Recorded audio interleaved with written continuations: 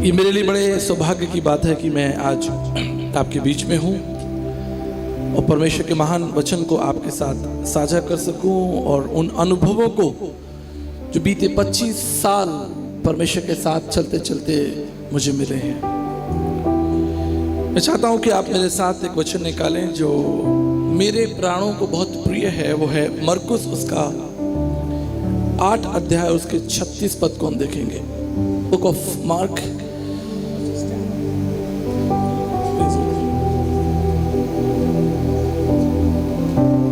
समय होगा कि हम वचन को अध्ययन करेंगे, मनन करेंगे। मैं बड़े आराम के साथ वचन को आपके साथ साझा करना चाहता हूं। यहां लिखा है कि मनुष्य यदि सारे जगत को प्राप्त कर ले और उसके प्राणों की हानि हो तो क्या लाभ।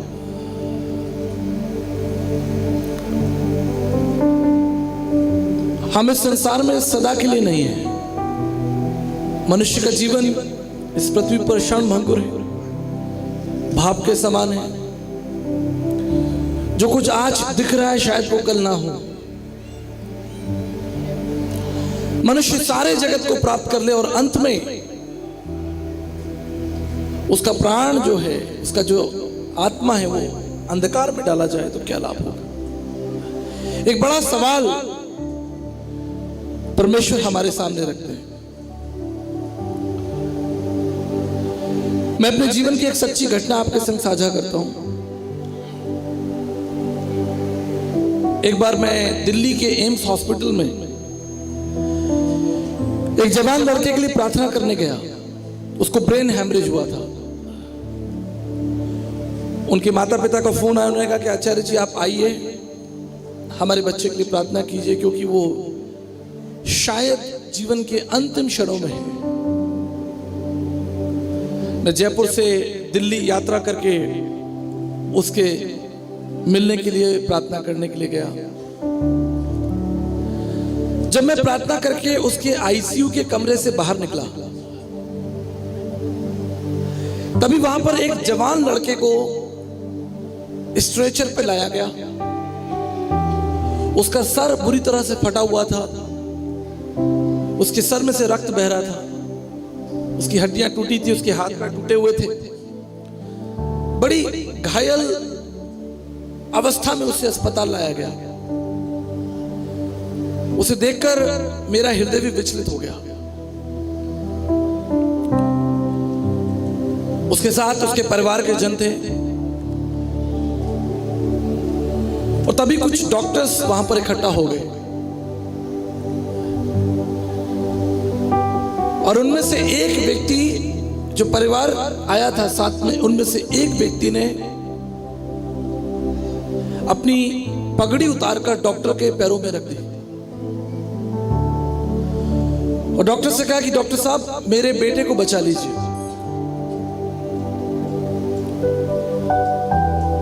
उन्होंने कहा कि यदि ये लड़का मर गया तो मैं भी मर जाऊंगा। उसकी आंखों में आंसू थे, उसके शब्द बिखरे बिखरे थे। कहता मैंने इसे बड़े प्रेम से पाला, ये मेरा इकलौता बेटा है, इट्स माय ओनली सन। और उसने अपनी पगड़ी उतारकर डॉक्टर्स के चरणों में रख दी, पैरों में रख दी। हमारे राजस्थान में, पंजाब में पगड़ी का बहुत बड़ा महत्व है। पगड़ी एक पुरुष के लिए बड़ी आदर का, बड़ी महिमा का और बड़ी जिम्मेदारी का जो है, मैं कह सकता हूं उसकी पहचान है। उन डॉक्टर्स ने उस पगड़ी को उठाया और वापस उन्हें पहनाया और कहा कि हम पूरी कोशिश करेंगे, आप चिंता मत कीजिए। वो क्षण था मेरे लिए कि जीवन के बारे में मैं और गहराई से मनन करूं, चिंतन करूं। आज सब कुछ ठीक लग रहा है क्योंकि हम एक अच्छी जगह बैठे हैं, एक अच्छे सभागार में बैठे, अच्छी लाइटें जल रही हैं, भोजन की व्यवस्था भी है। लेकिन जीवन में एक क्षण आता है जब आप अकेले होते हैं, टूटे होते हैं, जब आप बीमारी के बिस्तर पर हैं, कमजोर हैं और अपनी जिंदगी के साथ संघर्ष कर रहे हैं, अपनी जिंदगी के लिए आशा लगा रहे हैं कि मैं बच जाऊं। मैं कल्पना करता हूं कि यही विचार परमेश्वर के हृदय में, जो हमारा सृजनहार है, जिसने हमको जीवन दिया, इससे कोई फर्क नहीं पड़ता आज मनुष्यों ने अपने आप को अलग अलग धर्म, अलग अलग जाति और भाषाओं में बांट लिया है। इससे कोई फर्क नहीं पड़ता आप किस जाति के हैं, किस भाषा के हैं, किस प्रांत के हैं, आप जम्मू के हैं कि मैं राजस्थान का हूं, कि बंगाल के हैं, कि उड़ीसा के हैं, कि चाइना के हैं, कि यूरोप के हैं। परमेश्वर के लिए तो सभी लोग संतान है, उसके बच्चे, उसके बेटे बेटियां हैं। और जिस तरह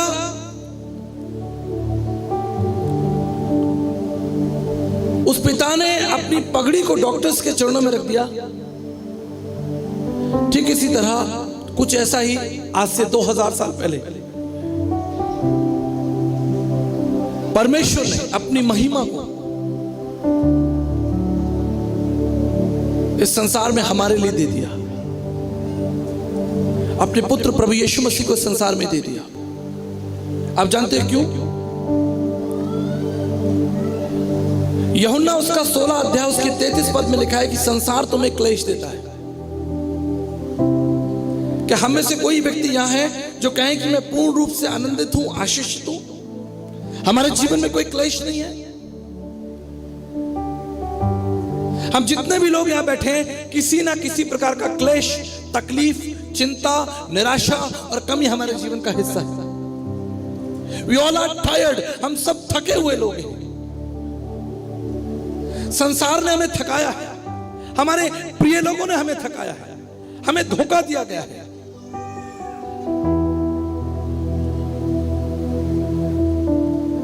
हमारे साथ बुराई की गई है। इससे परमेश्वर हमारी आवश्यकता को जानता है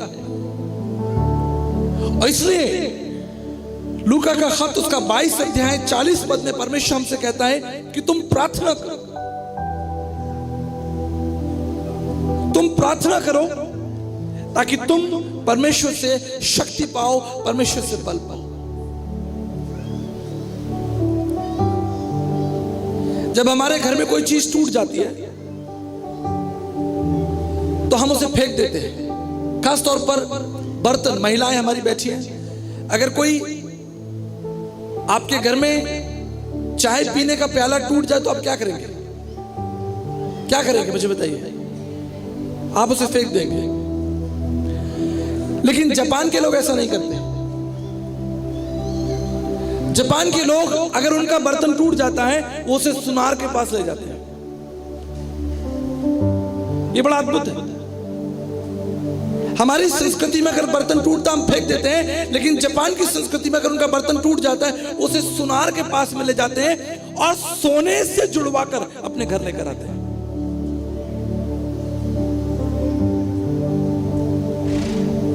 और अपने घर के सबसे प्रमुख स्थान पर रख देते हैं ताकि उनके मेहमान देखें आकर कि बर्तन सोने से जुड़ा हुआ है। ठीक इसी तरह आप जो टूटे और बिखरे हैं, निराश हैं, अकेले हैं, कमजोर हैं,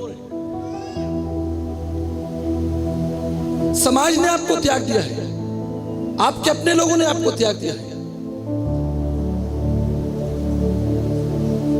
बाइबल बताती है कि संसार में पहली मृत्यु, the first death in this world, किसी दुर्घटना या बीमारी से नहीं आई। पहली मृत्यु संसार में कैसे आई? एक भाई ने भाई की हत्या कर दी। परमेश्वर का वचन, पवित्र शास्त्र बाइबल को प्रमाण करती है कि केन ने अपने भाई हाबिल को मार दिया, उसका सर फाड़ दिया। ये केवल आज से 6000 साल पुरानी घटना नहीं है, आज भी ऐसा होता है। आज भी आप जिनसे प्रेम रखते हैं, जिनमें रुचि रखते हैं, वो आपको धोखा देकर भाग जाते हैं। मेरे कई मित्र जो व्यापारी हैं, वो कहते हैं कि साहब मैं बहुत गरीब व्यक्ति को, जिसके पास भोजन नहीं था, जिसकी हालत खराब थी, जिसके कपड़े फटे थे, उस व्यक्ति को अपने बिजनेस में, अपनी दुकान में ले आया, उसे कपड़े दिलाए, उसको भोजन दिलाया, उसके लिए व्यवस्थाएं की, और साल 2 साल में वो काम सीख गया और मेरी दुकान के सामने उसने दुकान खोल दी। आप जिसकी उन्नति करेंगे वो आपके विरोध में चला जाएगा। इसलिए परमेश्वर का वचन, पवित्र शास्त्र बाइबल कहती है कि संसार तुम्हें क्लेश देगा। आज दोपहर मेरे एक मित्र ने मुझे फोन किया, उसकी आंखों में आंसू थे। मैंने कहा क्या हुआ? उन्होंने कहा आचार्य जी, मेरे जीवन में एक ऐसी घटना घट गई कि मुझे लगता है मुझे मर जाना चाहिए। बीते कल मेरी पत्नी के संग डिवोर्स हो गया। तब जब मैं आपके लिए प्रार्थना में बैठा था और परमेश्वर से वचन प्राप्त करने का प्रयास कर रहा था कि प्रभु आज की शाम के लिए आप मुझे वचन दें कि मैं आज सभा में लोगों के सामने क्या बोलूंगा।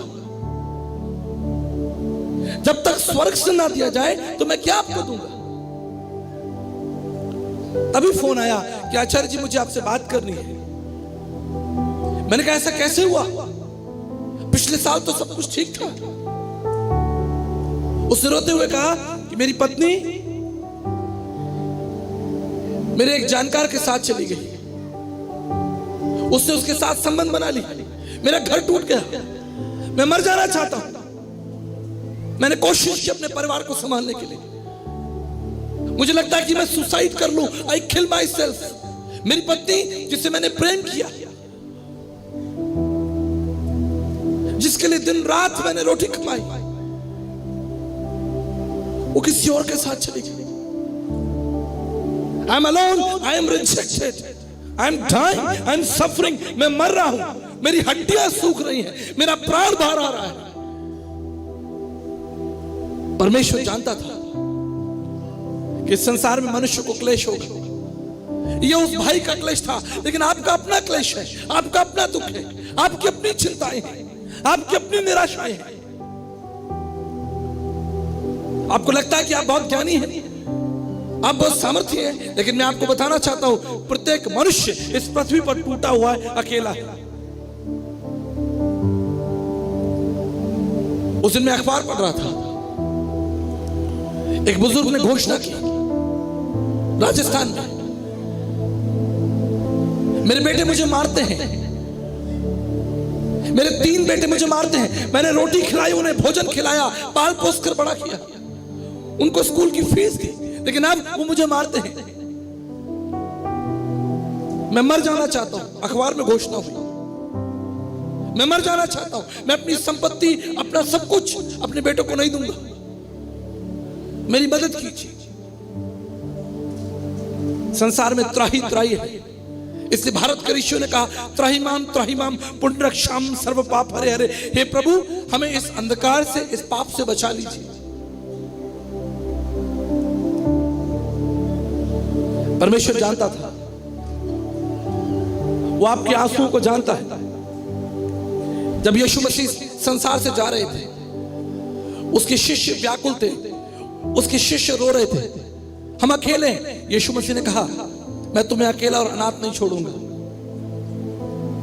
मैं चाहता हूं मैं तुम्हारे लिए एक सहायक दूंगा और वो सहायक तुम्हारी सहायता करेगा। इससे परमेश्वर का वचन, पवित्र शास्त्र बाइबल हमें स्मरण दिलाती है।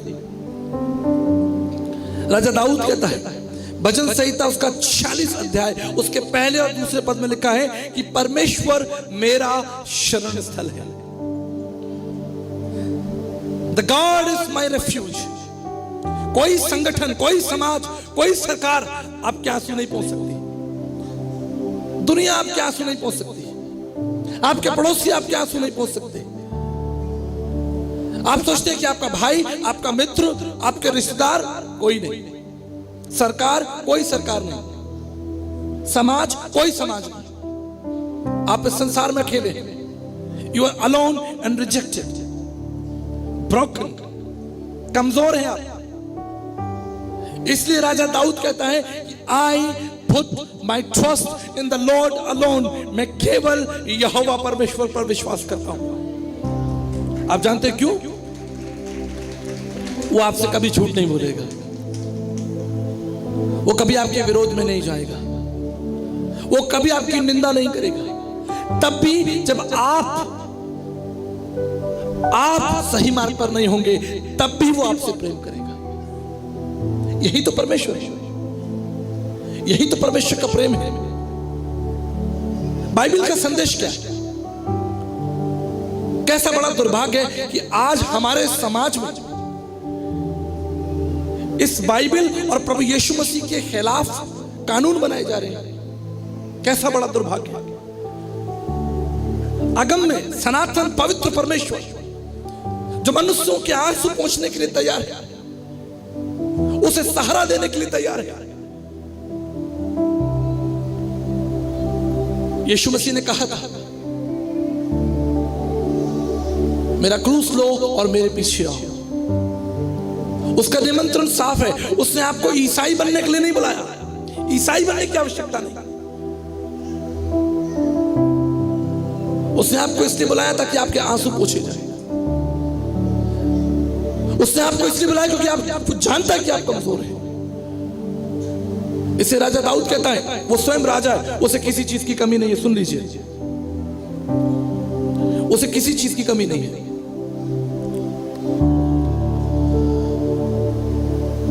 वो स्वयं एक देश का राजा है, उसके पास बहुत से घोड़े हैं, रथ हैं, धन संपत्ति है,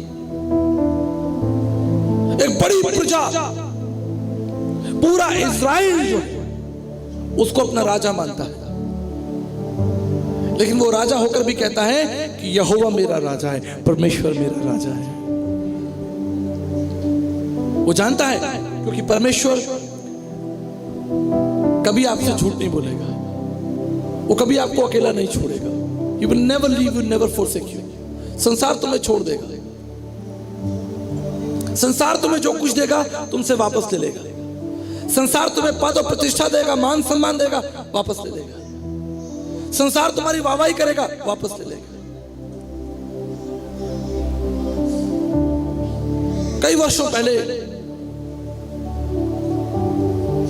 राजस्थान के चीफ मिनिस्टर अशोक गहलोत जी ने एक पत्र लिखा मेरे लिए। उसमें लिखा था कि आचार्य जी, हम आपकी सेवाओं के लिए बड़े कृतज्ञ हैं, हम आपकी सेवाओं के लिए धन्यवाद करते हैं। वो पत्र मेरे सहयोगियों ने पढ़ा, बड़े खुश हो गए। बोले जी, चीफ मिनिस्टर जी ने आपको पत्र लिखा है। बड़ी बात है भाई, चीफ मिनिस्टर आपको पत्र लिख दे।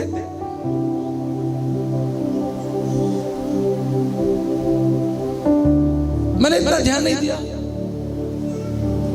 उन्होंने क्या किया, उस पत्र को दीवार पे लगा दिया ताकि आने जाने वाले लोग देखें कि भाई चीफ मिनिस्टर साहब ने आचार्य विकास जी को एक पत्र लिखकर धन्यवाद और प्रशंसा दी।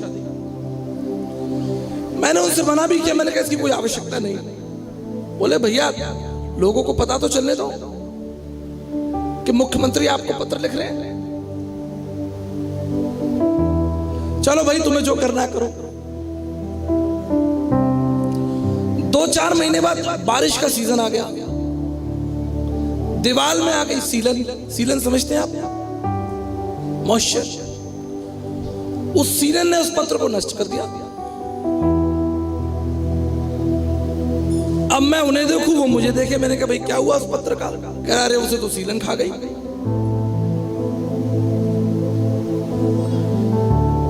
जो प्रशंसा मनुष्य तुम्हारी करेगा वो नष्ट हो जाएगी। मैं बड़ी बड़ी सभाओं में जाता, मुझे बड़े बड़े टोकन मिलते, इनाम मिलते। एक समय ऐसा आया कि मेरे घर में सैकड़ों ट्रॉफीज हो गई, अमेरिका से, इंग्लैंड से, जापान से, कोरिया से, बड़े बड़े फोटो फ्रेम, बड़े बड़ी चीजें जो शील्ड वील्ड लोग देते हैं। पंजाब में तो पता नहीं क्या कितना कुछ देते हैं। मेरा घर भर गया। मैं एक दिन खाना खा रहा और मैंने कहा भाई ये इतनी सारी चीजें यहाँ पे लगी हुई है, अब तो जगह भी नहीं है, अब अगर आगे 2-4 नए तुम कहाँ रखेंगे? तो आप जानते तभी क्या हुआ, परमेश्वर का आत्मा मुझसे बात करने लगा। प्रभु ने कहा ये मनुष्यों की प्रशंसा ये सब नष्ट हो जाएगी, कुछ तो टूट टाट गए, नीचे गिर गए, हमारे लोग उसको फेविकोल लगा के जोड़ के वापस रख रहे। जो कुछ तुम्हें मनुष्य देगा वो टूट जाएगा, बिखर जाएगा, नष्ट हो जाएगा, छीन लिया जाएगा, गिरा दिया जाएगा। सरकार चली गई अशोक गहलोत जी की,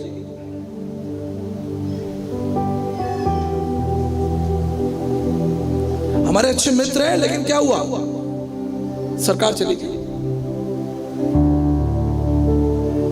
ये संसार है जो तुम्हें संसार प्रेम दिखाएगा, तुम्हारी प्रशंसा करेगा, तुम्हें ऊंचा उठाएगा। अभी आप भी मुझे यहां ऊंचा उठाए, अभी कल आओ यहां कोई नहीं होगा। मैं मुंबई गया, एक बड़ी सभा थी, सभा में कम से कम 5000 आदमी बैठे मैदान में। सभा खत्म हो गई, सब अपने अपने घर चले गए। अब मैं रेलवे स्टेशन पर अपना बैग उठा के अकेले घूम रहा हूं, अपनी गाड़ी का इंतजार कर रहा हूं। पीछे मुड़ के देखा भाई 5000 लोग कहां गए जो जय जयकार कर रहे थे, सब भाग गए। अभी घंटे 2 घंटे में आप भी चले जाओगे, मैं अकेला रह जाऊंगा। यही सत्य है। इसलिए भारत के ऋषियों ने कहा ब्रह्म सत्य जगत मिथ्या, केवल परमेश्वरी सत्य है, जो संसार है वो झूठ है। इसे किसी के बहकावे में मत आना।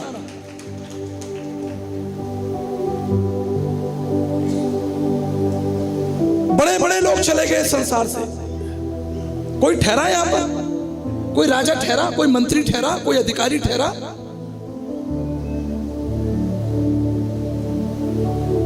एक समय था जब उत्तर प्रदेश में, जहां मुलायम सिंह यादव की सरकार, लोग भाग रहे, उनके पीछे गाड़ियां भाग रही हैं। अब कहां है मुलायम सिंह जी? चले गए। डॉक्टर एपीजे अब्दुल कलाम जी से मुझे मिलने का सौभाग्य मिला, बड़े नम्र व्यक्ति थे, लेकिन आज कहां है? चले गए। भारत देश के राष्ट्रपति हमें छोड़कर चले गए, हम अकेले रह गए।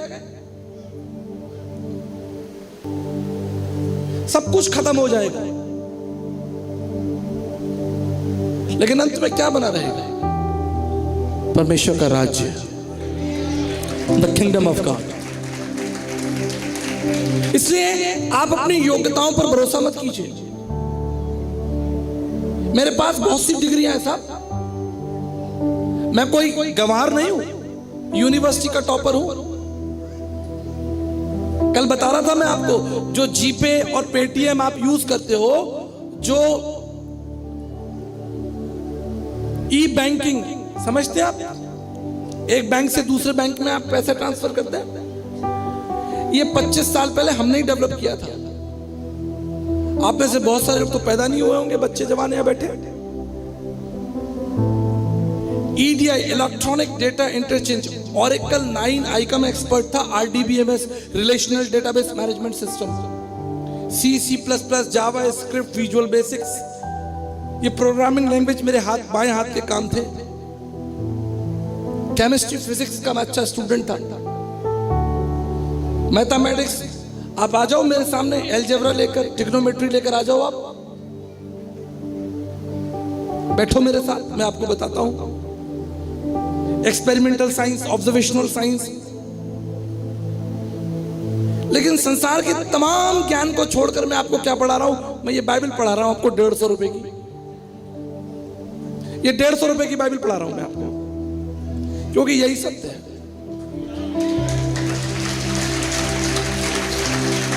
बाकी आपकी कोई योग्यता काम नहीं आने वाली। जब आप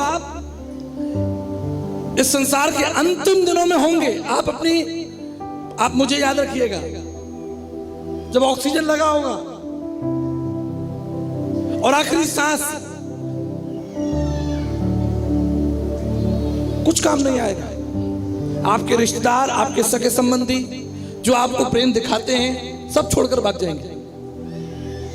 आपके मित्र जिन पर आपको भरोसा है भाग जाएंगे, आपके पड़ोसी सब भाग जाएंगे, आप अकेले रह जाएंगे। इससे परमेश्वर का वचन, पवित्र शास्त्र बाइबल क्या कहता है? राजा दाऊद कहता है, धन है जिसने यहोवा की शरण ली हो, जिसने परमेश्वर को अपना आधार माना हो, जिसकी ताकत स्वयं परमेश्वर हो, जिसने मनुष्य पर भरोसा ना रखा हो। मनुष्य आपको वायदा करेगा, कल मुकर जाएगा। आप बताइए अगर मैं गलत बोल रहा हूं तो। तमाम लोगों ने आपसे वायदा किया, मैं आपके साथ हूं, तुम्हारे दुख में, तुम्हारी चिंताओं में मैं तुम्हारे साथ हूं। जब दुख आया पीछे मुड़ के देखो, सबसे पहले वही गायब। इससे संसार में परमेश्वर उतर आया मनुष्य को सहारा देने के लिए, मनुष्य का बोझ उठाने के लिए। यीशु मसीह संसार में इसलिए नहीं आया कि तुम ईसाई बन जाओ।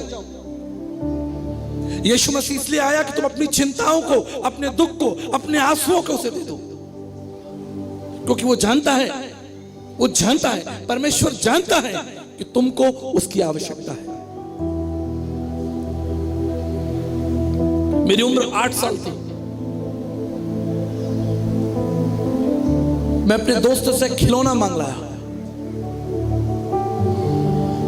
मैंने अपने मित्र से वायदा किया कि ये खिलौना मैं आज घर ले जा रहा हूं, शाम को खेलूंगा और कल आपको वापस कर दूंगा। वो एक रिमोट कंट्रोल की कार थी। मैं उसे घर ले आया और कैसा भारी दुर्भाग्य मेरा कि मैं उससे खेल रहा हूं, वो टूट गई, सीढ़ियों से नीचे गिर गई, टूट गई। उस समय उसकी कीमत 80 रुपए थी। शायद आज 80 रुपए की कोई ज्यादा वैल्यू ना हो। हमारे बच्चे यूं ही लिम्का, कोका कोला पी के खत्म कर दिया 80 रुपए। लेकिन उस समय, आज से 35 साल पहले, 80 रुपए की बड़ी वैल्यू थी। अब जी उस टूटे हुए खिलौने को देखकर मैं तो थरथर कांपू कि कल मैं अपने मित्र को यह खिलौना कैसे वापस करूंगा। मेरा मित्र तो मुझे मारेगा, झगड़ेगा, गालियां देगा। शाम हो गई, रात हो गई, लगभग 8, साढ़े 8 बजे मेरे पिताजी ऑफिस से आए। बड़े थके थे। उस समय वाहन साधन भी कुछ नहीं था, साइकिल से आते थे, ऑफिस जाते थे, साइकिल से आते थे। 6 किलोमीटर जाना, 6 किलोमीटर आना। लौटते समय हमारी माता जी उनको थैला देती थी कि भाई सब्जी भी ले आना, तो सब्जी भी ले आते थे। थके हुए, पसीना पोंछते हुए घर में आए, मुझे देखा कि मैं तो कोने में बैठ के रो रहा हूं, तो मेरे पास आए, बोले भाई क्या हो गया? अब मरता क्या नहीं करता, मैंने वो टूटा हुआ खिलौना उनको दिखा दिया। मैंने कहा ये खिलौना टूट गया। उन्होंने देखा, खिलौने को जोड़ने की कोशिश की, लेकिन खिलौना जुड़ा नहीं। मैंने कहा अब क्या होगा पापा? कल मेरा दोस्त मुझे पकड़ेगा, वो मांगेगा कि भाई तुमने मेरा खिलौना तोड़ दिया। तो मेरे पिताजी ने मुझे वापस साइकिल पे बैठाया, 6 किलोमीटर बाजार गए और खिलौनों की दुकान पर लेकर जाकर उन्होंने मुझे खड़ा कर दिया। दुकानदार को दिखाया कि भाई तुम्हारे पास ये वाला खिलौना है क्या? दुकानदार ने देखा, कहा भाई साहब ऐसा खिलौना। बोला ठीक है भाई, 2 दे दो। अब बड़े कमाल की बात यह है कि 2 खिलौने क्यों? इसमें बड़ा रहस्य है। एक खिलौना मेरे कर्जे के लिए और एक खिलौना मेरे आनंद के लिए। ये तो केवल पिता ही कर सकता है। उन्होंने 80 रुपए का दाम चुकाया और न्याय भी पूरा कर दिया, और 80 रुपए चुकाए और मेरे आनंद को पूरा कर दिया। 160 रुपए चुकाने पड़ेगा। क्यों? मेरे न्याय और मेरे आनंद के लिए। यीशु मसीह कौन था? पूछो आप दुनिया से। आजकल तो वैसे ही चल रहा है, तुम्हारे पीछे डंडा लेके पड़े। तुम यीशु मसीह का नाम लो, लोग तुम्हारे पीछे डंडा लेके पड़े। ये तो कोई बड़ी बात नहीं थी, वो तो प्रभु ने ही कहा था कि मेरे नाम से लोग तुम्हें सताएंगे, तुम्हें मारेंगे, तुम्हें गालियां देंगे। तो कितना हमारा सच्चा प्रभु है जो पहले ही बोल गया कि भाई मेरे नाम से तुम्हें गाली देंगे, सताएंगे, मारेंगे। हो रहा है सच, समाज में यही तो हो रहा। तुम यीशु मसीह का नाम लो, तुम्हें गालियां पड़ेंगी। लेकिन यीशु मसीह ने क्या किया, ये जरा सोच लीजिए। दर्शन कहता है तद्रक्तम परमात्मम पुण्य दान बलियागनम सर्व पाप परिहो रक्त पक्षणम आवश्यम स्वयत्वस्कत्रम ईश पुत्रम क्वारी गर्भ संभवम ईसा मसीह इतिचमम नाम प्रतिष्ठनम। संसार का न्याय केवल प्रभु ही चुका सकता है। आप चुकाएंगे संसार का न्याय? मुझे बताओ। संसार में लाखों करोड़ों लोग जो सब पापी बैठे, 200-500 तो यहीं बैठे। आप बताओ आपने पाप नहीं किया हो तो? आप में हिम्मत है तो आप हाथ उठा दो कि मैंने आज तक कुछ नहीं किया, मैंने कोई पाप नहीं किया। संत डोंगरे जी महाराज भागवत रहस्य में कहते हैं मन से, वचन से और कर्म से हर व्यक्ति पापी है। पवित्र शास्त्र बाइबल हमें बताती है रोमियो 3:23 में सबने पाप किया, सब परमेश्वर की महिमा से रहित है। अब आप कहेंगे जी मैंने तो बैंक नहीं लूटी। कोई है यहाँ पर जिसने बैंक लूटी हो? कोई नहीं। कोई ऐसा व्यक्ति है जिसने हत्या की हो? कोई नहीं। ना हमने बैंक लूटी, ना हमने हत्या की, ना हमने किसी के खेत पे कब्जा किया, फिर भी हम पापी है। क्यों? क्योंकि अगर तुमने कर्म से नहीं किया तो वचन से तो डेली कर रहे हो, गालियां दे रहे हो, झगड़ा कर रहे हो, बुराइयां कर रहे हो, निंदा कर रहे हो। बाइबल तो ये तक कहती है कि यदि कोई अपने पड़ोसी को मूर्ख कहेगा, अपने भाई को मूर्ख कहेगा, वो भी पापी है। अरे छोड़ो, किसी का सर फाड़ना तो छोड़ो भाई साहब, किसी का सर फाड़ना छोड़ो। यदि तुमने अपने भाई को, अपने मित्र को, अपने पड़ोसी को मूर्ख कह दिया, तुम पापी हो। पवित्र शास्त्र बाइबल कहती है। अब कौन चुकाएगा हमारा दाम? आपके ऊपर 1 लाख रुपए का कर्जा हो, पड़ोसी से कहना कि जी मेरे ऊपर 1 लाख का कर्जा है, पड़ोसी ताला लगा के निकल जाएगा, कहेगा मुझे नहीं देने पड़ जाएगा। रिश्तेदारों को फोन लगाओ, कोई जी हमारे ऊपर 1 लाख का कर्जा हो गया, रिश्तेदार कहेगा हेलो हेलो, आवाज नहीं आ रही है, सिग्नल नहीं आ रहा जी, वो भी निकल लेगा। लेकिन एक पाप अपने बच्चे को कभी नहीं छोड़ेगा। यही तो जीवन का रहस्य, खून का रिश्ता है भाई। यीशु मसीह से हमारा रिश्ता क्या है? कोई राजनीति का रिश्ता है क्या? यीशु मसीह से हमारा रिश्ता कोई समाज का रिश्ता है क्या? कोई हमारा पड़ोसी है, वो रिश्तेदार है? यीशु मसीह से हमारा रिश्ता खून का रिश्ता है। तद्रक्तम परमात्मम पुण्यदान बलियागनम सर्व पाप परिहरो रक्त प्रक्षणम आवेशम। समस्त मानव जाति के लिए उसने अपना रक्त बहा दिया। यही तो रिश्ता हमारा उससे। कल मैं बता रहा था, मैंने एक बच्ची को ब्लड दिया था, खून दिया था। छोटी बच्ची थी उस समय, उसकी उम्र हो रही होगी 10-12 साल रही होगी।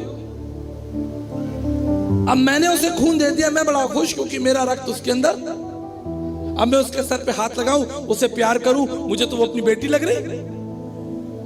मैंने कहा भाई इसकी मैंने जान बचाई, इसके अंदर तो अब मेरा किसी रक्त जो है उसके अंदर है, मेरा प्राण उसके अंदर गया, मैंने उसे गले से लगा लिया। उसके प्रति मेरे भाव बदल गए। अब ये साधारण बच्ची नहीं है, अब इसके अंदर जो है मेरा रक्त है। ये है हमारा प्रभु के संग संबंध, ये है प्रभु यीशु मसीह के साथ हमारा संबंध, आपका संबंध।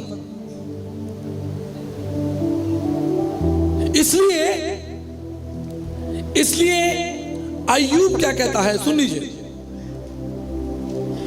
अय्यूब उसका 5 अध्याय उसके 8 पद में लिखा है कि मैं तो परमेश्वर को खोजूंगा और अपनी सब मुकदमे, अपनी सब चिंताएं प्रभु को दे दूंगा। मैं अपनी सारी चिंताएं प्रभु को दे दूंगा। मैं अपने सारे मुकदमे, जितने लोगों ने आपके संग बुराई की है, जितने लोगों ने आपको धोखा दिया है, जितने लोगों ने आपका अपमान किया है, आपकी हानि की है, आप उनसे लड़ने जाएंगे, आप उन्हें मारने जाएंगे, कुछ लाभ नहीं होगा आपको। उन्हें आप प्रभु के हाथों में दे दीजिए। प्रभु आपके लिए लड़ेगा, प्रभु आपके हक और सम्मान और न्याय के लिए लड़ेगा। प्रभु तुम्हारे आंसुओं को पोंछेगा, वो तुम्हारी ताकत बनेगा। बाइबल कहती है कि संसार तुम्हें दुख देगा, क्लेश देगा। आप देखिए अय्यूब के जीवन पर परमेश्वर का वचन, पवित्र शास्त्र बाइबल, उसके अय्यूब के खत, उसके 6 अध्याय और 2-3 में क्या लिखा है? भला होता कि मेरा खेद या मेरी समस्याएं, मेरा दुख जो है वो तौला जाता। अय्यूब कह रहे हैं कि यदि कोई तराजू होता और मेरा दुख उसमें रखा जाता, मेरी तकलीफें, मेरी चिंताएं अगर तौली जाती तो वो कितनी होती? वो समुद्र की बालुओं से भी अधिक होती। बालू का वजन बहुत होता है, आप एक बोरी में भर लो, आप उठा नहीं पाओगे। अय्यूब कहता है कि यदि मेरा खेद तौला जाता, मेरी चिंताएं तौली जाती, मेरी विपत्तियों को अगर तुला में रखा जाता, मेरी समस्याओं को तराजू में रख दो, तो वो समुद्र की बालुओं से अधिक होगा। कौन उठाएगा आपका बोझ? कौन उठाएगा? उसकी पत्नी कहती है, अय्यूब उसके 2 अध्याय और उसके 9 पद में कहती है, क्या तू अब भी खराई पर चलेगा, परमेश्वर की आराधना करेगा, परमेश्वर पर भरोसा रखेगा? ये वो अय्यूब था जिसका सब कुछ समाप्त हो गया, सब कुछ खत्म हो गया। वो भाई रो रहा था, कह रहा था, जी मेरी पत्नी ने मुझे धोखा दे दिया, मैं क्या करूं? मर जाऊं मैं मर जाऊं, मैं जहर खा लूं? मैंने कहा नहीं, चिंता मत कर, तू अपने जीवन के सबसे कठिन मार्ग में चल रहा है, लेकिन फिर भी परमेश्वर तेरे साथ है, तू चिंता मत कर। परमेश्वर तुझे एक नई आशा देगा, परमेश्वर तुझे एक नई ताकत देगा, परमेश्वर तेरे लिए समाधान ढूंढेगा। तुझे एक पत्नी छोड़कर चली गई, तू मर रहा है, या पूरा जगत प्रभु यीशु मसीह के विरोध में था, उसके मुंह पर थूका गया, उसके कपड़े फाड़े गए। एक कमी बताइए मुझे आप, एक कमी जो आपको प्रभु यीशु मसीह के जीवन में दिखाई देती हो। यहां तक कि उसके अधिकारियों ने, वो जो गवर्नर ने, देखिए मैं आपको समझाता हूं, जरा समझ लीजिए। क्रूस की मृत्यु राजदंड थी। राजदंड समझते हैं? Capital death. कैपिटल डेथ का मतलब है जब सरकार किसी को मृत्यु दंड दे, it was a capital death. और जो गवर्नर था वो क्या कहता है? इसने तो कोई पाप ही नहीं किया। क्या पाप किया यीशु मसीह ने? क्यों उसको क्रूस पर चढ़ाया गया? क्यों संसार उसके विरोध में था? क्यों उसका लहू बहाया गया? जिसके आगे स्वर्गदूत खड़े होते हैं, पवित्र पवित्र पवित्र सेनाओं का यहोवा पवित्र कहते हैं, उसे पैरों से कुचला गया, उसका अपमान हुआ। आप जानते वो कौन था? अदृश्य परमेश्वर का प्रतिरूप, सारी सृष्टि में पहला था। स्वामी विवेकानंद साहित्य सर्वस्व उठाकर देखिए, उसका 4था अध्याय, उसके 7वें अध्याय, उसके 9 अध्याय को, प्रथम पत्र को पढ़कर देखिए, वहां क्या लिखा है? वहां लिखा है, कोई भी मनुष्य परमेश्वर को नहीं जान सकता, क्योंकि परमेश्वर आत्मा है। God is spirit.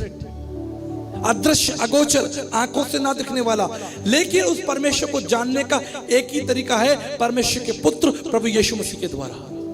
ये मैं नहीं कह रहा हूं, स्वामी विवेकानंद कह रहे, उठाकर पढ़ लीजिए, बड़े दावे और विश्वास के साथ कहता हूं। अदृश्य परमेश्वर का प्रतिरूप और सारी सृष्टि में पहला था। रहस्य, परमेश्वर इस संसार में मनुष्य बनकर आया। क्यों? ताकि तुम्हारे आंसुओं को पोंछ सके, तुम्हारी चिंताओं को उठा सके, तुम्हें वो शांति दे सके जो संसार तुम्हें नहीं दे सकता। वो धन नहीं दे सकता, वो योग्यताएं नहीं दे सकती, तुम्हारी शिक्षा, तुम्हारा भरोसा जो मनुष्यों पर है, वो तुम्हें नहीं दे सकता। मर्लिन मनरो का नाम सुना किसी ने? मर्लिन मनरो अमेरिका की सबसे सुंदर अभिनेत्री, फिल्म एक्ट्रेस। लोग कहते हैं दुनिया की सबसे सुंदर स्त्रियों में से एक थी। उसे देखने के लिए बड़े बड़े राष्ट्रपति, प्रधानमंत्री खड़े हो जाते। मर्लिन मनरो जिस सभा में जाती, हजारों लोग उसके दीवाने। उस समय के जवान बच्चे मर्लिन मनरो का तस्वीर अपनी जेब में रख के घूमा करते थे। दुनिया की सबसे सुंदर स्त्रियों में से एक थी, धनवान।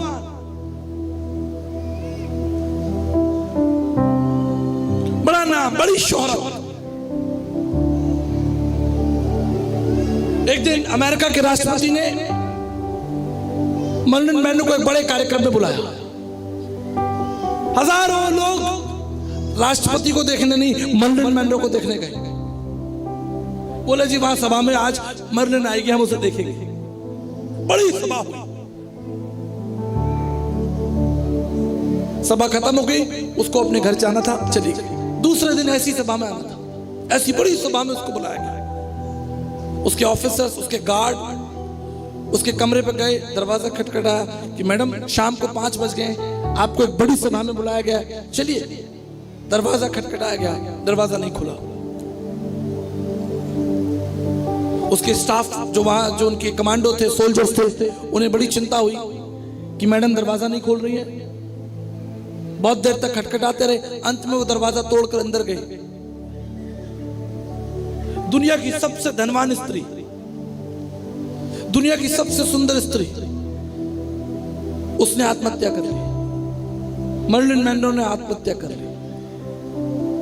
इससे पहले वो संसार से विदा होती, उसने एक पत्र लिखा। उस पत्र में लिखा कि मेरे पास वो सब कुछ है जो इंसान चाहता है। मेरे पास ख्याति है, मेरे पास धन है, बड़े बड़े अधिकारी, मंत्री, प्रधानमंत्री मुझसे मिलने आते हैं मेरे घर पर। किसी चीज की कमी नहीं है, पद है, प्रतिष्ठा है, मान है, सम्मान है, वैभव है, लिखती है वो पत्र में। लेकिन एक ही चीज नहीं है, मेरे जीवन में शांति नहीं है। I do not have peace in my life. कहां से लाएंगे ये शांति? अच्छे भोजन से, अच्छे कपड़े पहनने से, फिल्में देखने से? एक जवान ने मुझे फोन किया, बोले आचार्य जी मैं बहुत परेशान हूं, बहुत दुखी हूं, क्या करूं? फिल्म देखा हूं?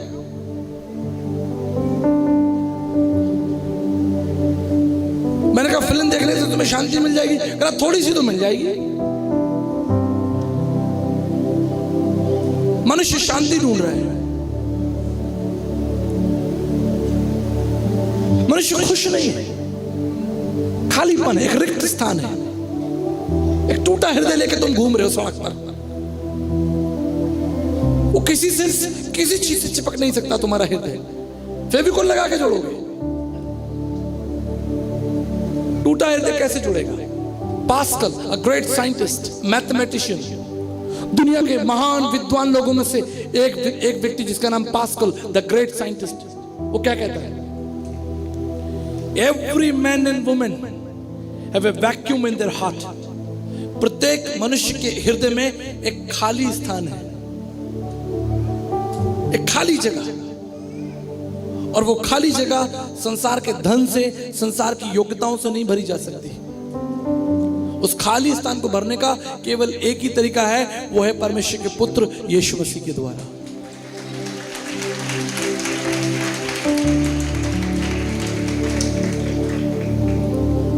जब किसी व्यक्ति को कैंसर होता है, उसे एमआरआई मशीन में डाल दिया जाता है चेक करने के लिए, भाई इसको कैंसर है। चेकिंग होती है ऊपर से नीचे तक। किसने बनाया एमआरआई मशीन को? रेमंड डेमेडियन ने, one of the biggest scientist in the world, Raymond Damadian. बड़ी अच्छी मशीन बनाई, कई सालों के प्रयास के बाद। क्या ये कैंसर ढूंढ के निकालेगी, बताएगी आपके सर में, दिमाग में कहां क्या चीज कमी चल रही है। उस एक्सरे मशीन में डाल दिया जाता है। एक बड़ी सभा में गया, उससे पूछा, sir you have made a big achievement for the community, आपने संसार के लिए एक बहुत बड़ा उपहार तैयार किया है, ये एमआरआई मशीन बनाई है। आपने एमआरआई मशीन बना दी है, आप संसार के सबसे बुद्धिमान लोगों में से एक है। आपने समाज को कितना बड़ा उपहार दिया है। अब जल्दी से बीमारी जो है वो डिटेक्ट हो जाएगी। Greatest achievement. रेमंड डेमेडियन ने अपना सर पकड़ लिया, कहते क्या बात कर रहे हो? क्या ये मशीन मेरी सबसे अच्छी मशीन है? क्या ये मेरी सबसे सुंदर उपहार है? कहता नहीं नहीं, तुम मूर्ख हो। कहता माई ग्रेटेस्ट डिस्कवरी, मेरी जो सबसे बड़ी खोज है वो यीशु मसीह है। ये मशीन छोड़ो, ये कुछ नहीं है।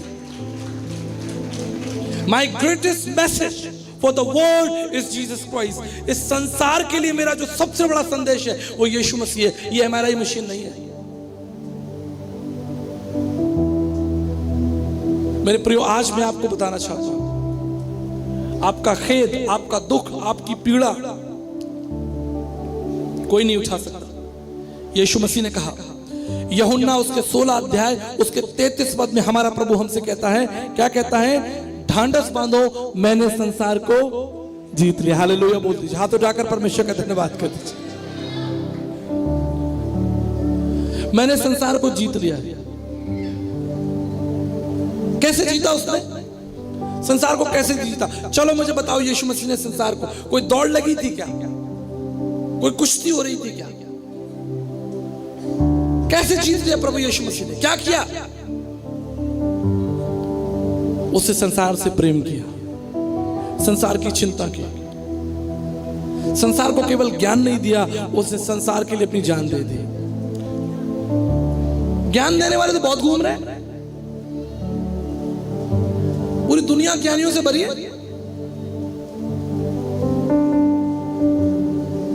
पर बोले भाई तू मेरे लिए मर जा, मरेगा। आपको जेल हो और आप अपने पड़ोसी से भाई तुम चले जाओ मेरे बदले, जाएगा क्या? सब भाग जाएंगे आपको छोड़कर। जब कष्ट आपके जीवन में आएगा सब भाग जाएंगे। मैं बड़े दावे से कहता हूं, आपसे ज्यादा मित्र मेरे हैं पूरी दुनिया में, अरबों खरबों लोग मेरे मित्र हैं। दुनिया के बड़े बड़े साइंटिस्ट मेरे मित्र हैं, दुनिया के बड़े बड़े दर्शन शास्त्री मेरे मित्र हैं, बड़े बड़े वैज्ञानिक मेरे मित्र हैं, लेकिन कोई फायदा नहीं। जब जीवन में तकलीफ आती है सब गायब हो जाते हैं, केवल प्रभु ही मेरे साथ रहता है। हालेलुया। मैं फोन लगाता हूं, ला भाई इस व्यक्ति से जरा मदद मांग लूं, वो व्यक्ति फोन ही नहीं उठाता, कहता मैं बिजी हूं। कई बार तो मैं चेक कर लेता हूं, कोई तकलीफ नहीं होती फिर भी मैं चेक कर लेता हूं, भाई मेरे जीवन में कष्ट आया है। कहते हैं भाई साहब मैं भी अभी परेशान हूं, मैं भी आपकी मदद नहीं कर सकता। मैं कहता हूं मैं तो मजाक कर रहा था, तुम पकड़े गए। लेकिन आधी रात को भी तुम यदि प्रभु यीशु मसीह के पास आओ और अपने घुटने टिकाओ, उसका हाथ तुम्हारे ऊपर होगा। संसार तुम्हें धोखा देगा लेकिन परमेश्वर तुम्हें कभी धोखा नहीं देगा। उसने अपने शत्रुओं से प्रेम किया, अपने शत्रुओं के लिए प्रार्थना की, उनके लिए आंसू बहाए, उन्हें श्राप नहीं दिया। आज हमारा अगर कोई शत्रु हो तो हम क्या कहेंगे? हम जुगाड़ ढूंढते रहेंगे, यार मैं अपने शत्रु से कैसे जीत लूं, उससे कैसे आगे निकल जाऊं, उससे कैसे नष्ट कर दूं। कॉन्टैक्ट लगाए भैया, ये मेरा शत्रु है, जरा आप इससे आके लड़ो।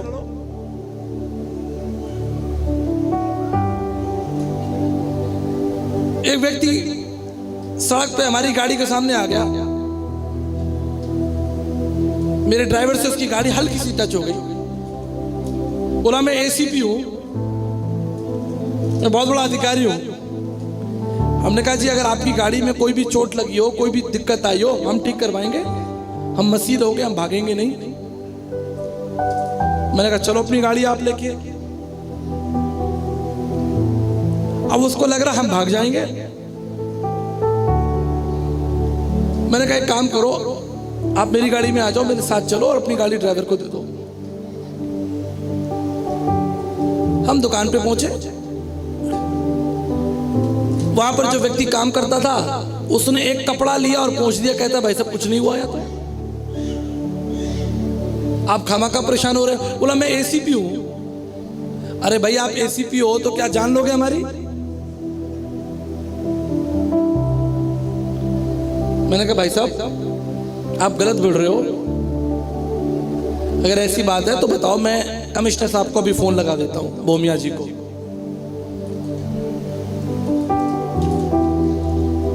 मेरे प्रियो, जब हम इस संसार में रहते हैं हम सोचते रहते हैं अपने शत्रुओं पर विजय होने के लिए।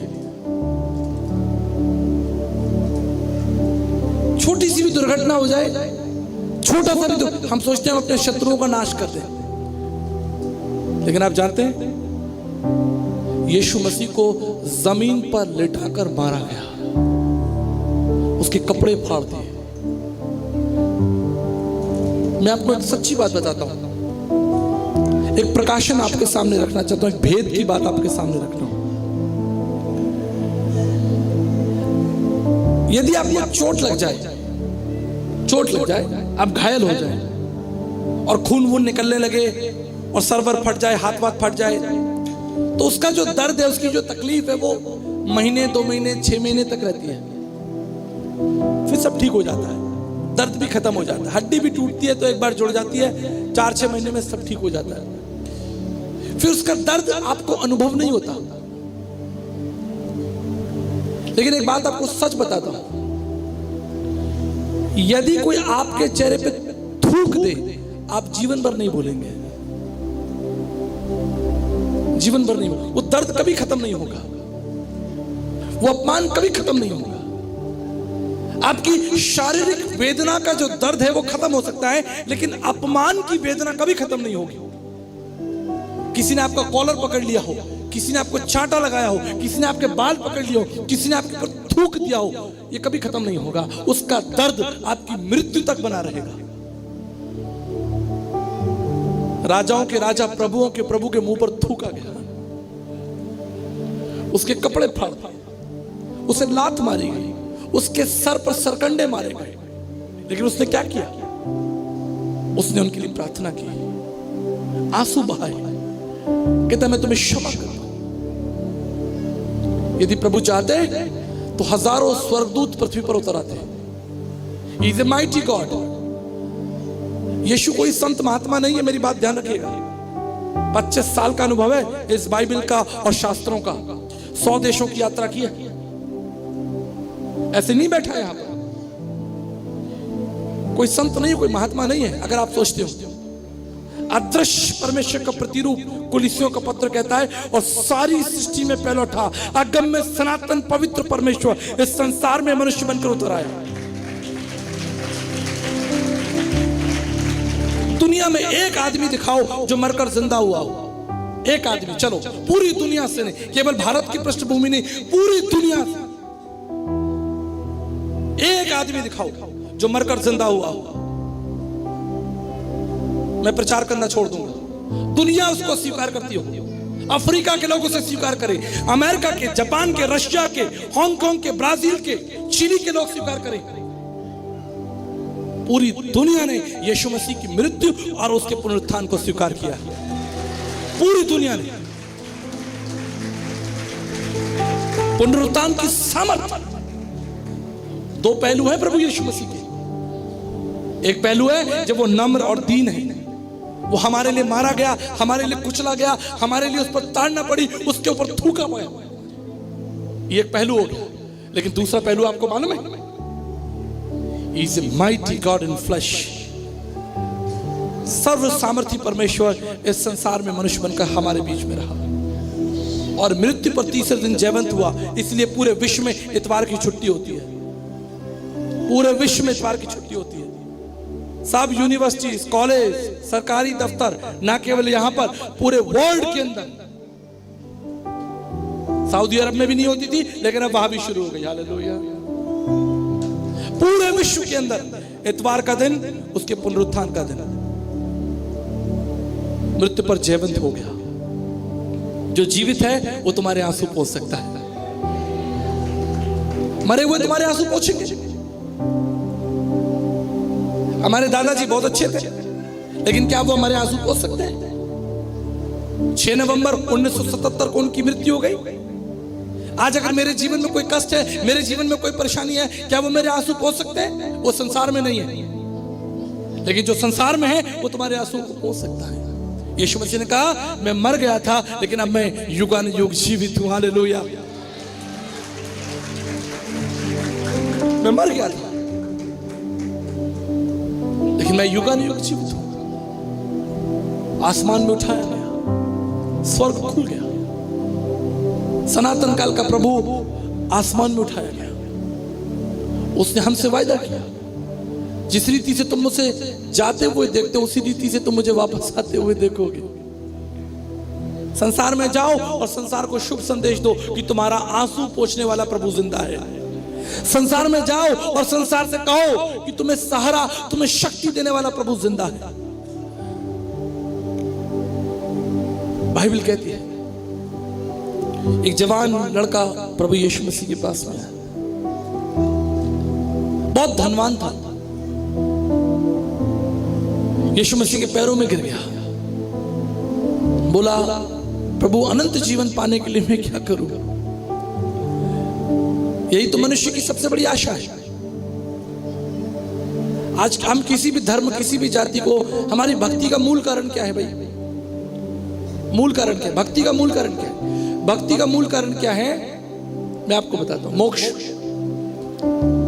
उद्धार, साल्वेशन। किसी भी रूप में जो परमात्मा की भक्ति संसार में हो रही है, उसका एक ही लक्ष्य है कि किसी ना किसी से रूप में हमको मोक्ष मिल जाए, हमें शांति मिल जाए, अनंत जीवन मिल जाए। मीराबाई ने कहा, हे प्रभु मुझे मुक्ति कैसे मिलेगी? संत तुलसीदास जी कहते हैं मुक्ति कैसे मिलेगी? अर्जुन कृष्ण से पूछता मुझे मुक्ति कैसे मिलेगी? तुलसी याजक आए कि कौन भयो समरथ, कंचन पे कुंचन किन्ना पसारो हाथ। इस संसार में कौन है जो तुम्हें मुक्ति दे सकता है? देवता, संत, सन्यासी, गुरु, पीर, पैगंबर सब तो पाप के अधीन है।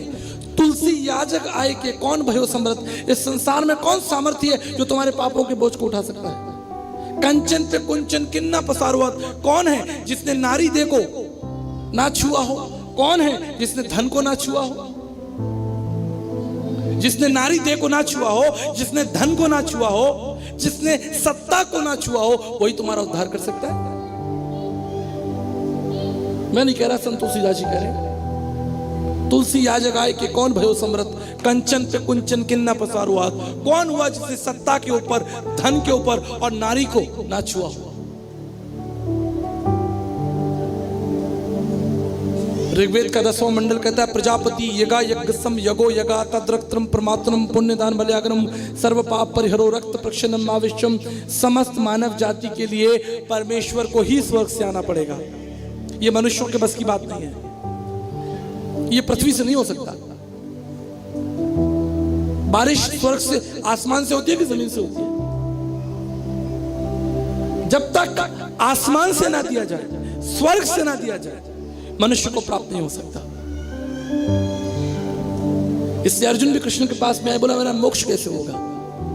गीता उसके 18 अध्याय 62 श्लोक में श्री कृष्ण ने अर्जुन से कहा, तुम्हें शरणम गच्छम सर्वभावेन भारतनम तत्व प्रसादनम प्रशासिति शाश्वतम।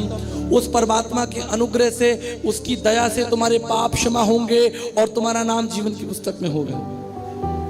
किसी भी रूप में अगर आप ईश्वर की भक्ति कर रहे हैं, उसका कारण ही यही है कि आप चाहते हैं कि आप मरकर इस संसार से, कभी तो मरेंगे कि सदा जीवित रहेंगे।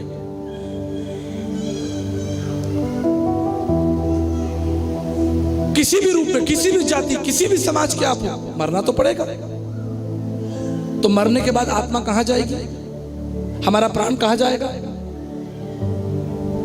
तो कर्म सिद्धांत कहता है यदि तुमने अच्छे कर्म किए हैं तो तुम स्वर्ग में जाओगे,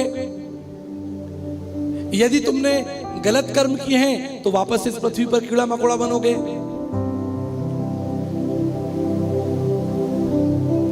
तो कितने लोग चाहते हैं भाई कीड़ा मकोड़ा बनना? कितने लोग वापस आना चाहते हैं? मैं तो नहीं आना चाहता। एक ही जीवन में परेशान हो गया, इतनी गर्मी पड़ रही है, इतनी समस्याएं हैं, एक ही जीवन में इतनी निराशा हो गई। अगला जीवन मिले तो भी मैं प्रभु से कहूं प्रभु जी मुझे वापस नहीं आना। सब बेईमान बैठे, आप तो मुझे अपने पास यही रख लो, ठंडी ठंडी हवाएं स्वर्ग में चल रही हैं, वहीं रख लो। पृथ्वी पर क्यों जाना? यहां कुछ अच्छा है क्या? मुझे बताओ। जो कुछ आपने सहा है वो आपको दोबारा सहना पड़ेगा। वही लोग आएंगे मारने, जलाने, काटने, लूटने, फंसाने के लिए, फिर तुम भागोगे। मीराबाई ने तो हाथ जोड़ लिए, बोले प्रभु इस संसार में दोबारा वापस नहीं आना, कुछ भी करो मेरा उद्धार कर दो, मेरा मोक्ष कर दो। तो हम सब क्यों भाग रहे हैं? हम सब मोक्ष के लिए भाग रहे हैं। इसलिए भारतीय दर्शन कहता है न योगेन न सांख्येन कर्मणा नो न विधाया ब्रह्म एकत्थ मोक्ष विद्यते सिद्धाय नान्यथा। विवेक चूड़ामणि 56। ना तुम्हारे योगा करने से, करते रहो योगा, पेट भले कम हो जाएगा तुम्हारा, थोड़ा कमर वमर का दर्द भी चला जाएगा, मोक्ष नहीं मिलेगा। ना योगिनन सांख्यन कर्मणानो ना विधाया ब्रह्मकृत मोक्ष विद्यते सिद्धाय नान्यता। ना माला फेरने से, ना वदंतु शस्त्राणी यजंतु देवा, यज्ञ करने से भी कुछ नहीं होगा, पूजा पाठ से भी कुछ नहीं होगा। मैं नहीं कह रहा, दर्शन कह रहा है। नहाए धोए से क्या हुआ, मन का मेल ना जाए और मीन सदा जल में रहे, धोए बास ना जाए। लो जी, संत तुलसीदास जी कहते हैं एक मछली जीवन भर पानी में रहती है, पानी उसकी बदबू नहीं मिटा पाया, तुम्हारे पाप मिटाएगा पानी। इसलिए क्या लिखा, तुम्हें विशरणम गच्छम सर्वभावेन भारतनम तत्प्रसादनम। प्रसादनम का मतलब है परमेश्वर के अनुग्रह के द्वारा। इसे पढ़कर देख लीजिए, इफिसियों उसका 2:8-9 में लिखा है, विश्वास के द्वारा अनुग्रह से तुम्हारा उद्धार हुआ है, यह तुम्हारी ओर से नहीं लेकिन परमेश्वर की कृपा है। अगर मेरे पास 80 रुपए होते तो मुझे रोना क्यों पड़ना, मुझे अपने पिताजी की क्या जरूरत थी।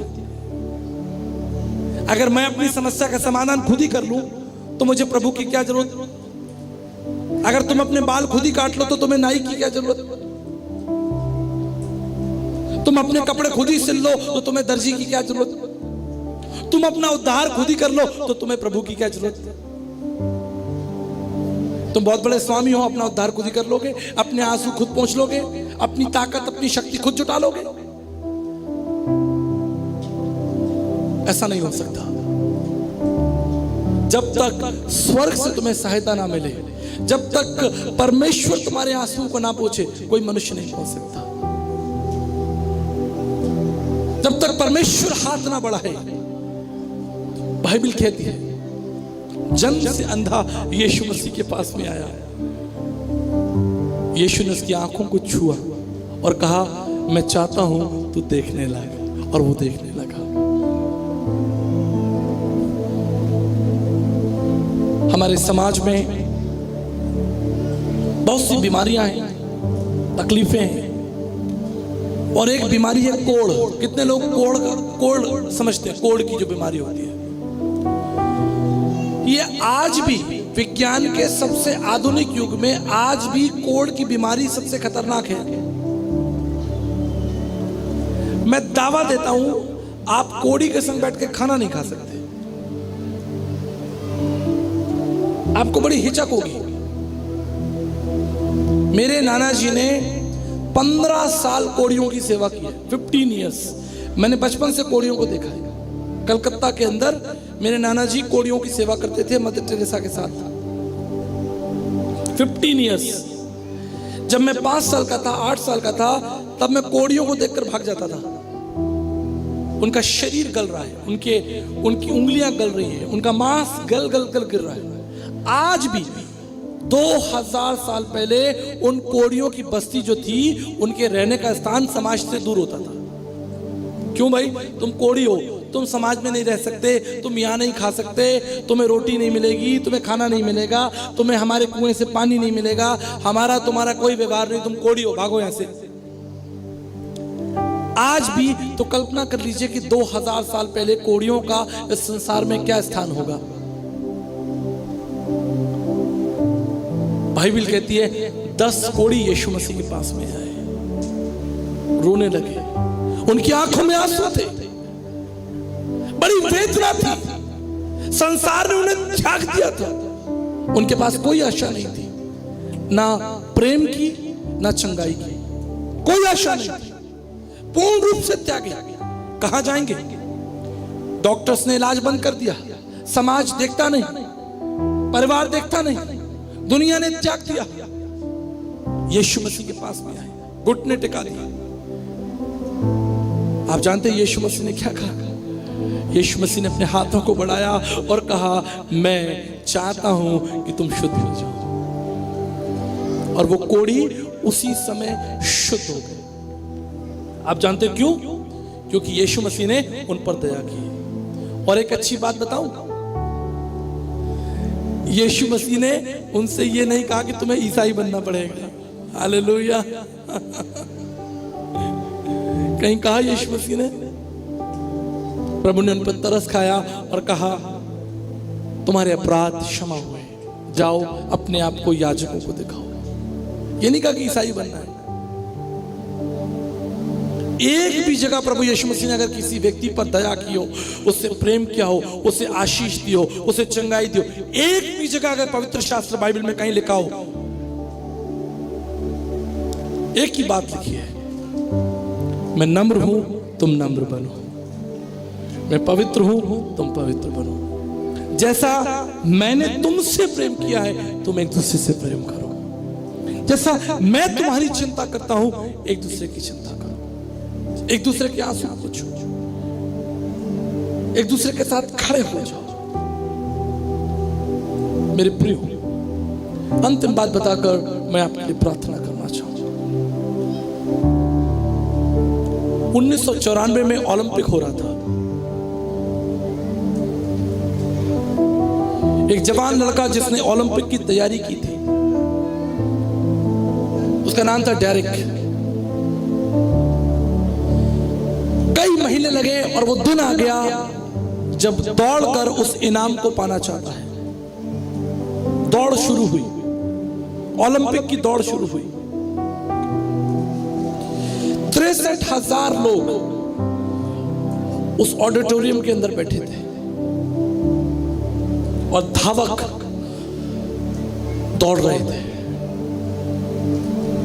तभी अचानक डेरिक गिर पड़ा। उसके दोस्त आगे निकल गए। डेरिक ने उठकर दोबारा दौड़ने की कोशिश की, लेकिन तब तक बहुत देर हो चुकी थी। डेरिक का बायां पैर टूट चुका था, उसकी हड्डी चटक चुकी थी। उसके सारे दोस्त आगे निकल चुके थे, कोई आशा नहीं। 63,000 लोग तालियां बजा रहे थे जीतने वाले लोगों के लिए, जीतने वाले लोगों के लिए। डायरेक्ट जो पीछे गिर गया था कोई उसे नहीं देख रहा था। तभी अचानक एक व्यक्ति मैदान में उतर आया। वो दौड़कर डेरिक के पास गया, उसने डेरिक को उठाया और उसके आंसुओं को पोंछा।